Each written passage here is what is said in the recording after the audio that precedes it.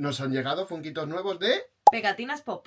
Por aquí este alien de Kevin, chulísimo, es de la Summer Convention de 2020. El siguiente es Edna Jack Jack, también de la Summer Convention de 2018. Esta Demona de MP y Hot Topic, en versión piedra. Y este pedazo de Dragonzord de la Fall Convention 2017. Tenía muchas ganas de tener un Megazord y este es el primero. Me queda este y este, chicos. Así que si queréis conseguir funquitos antiguos, Pegatinas Pop.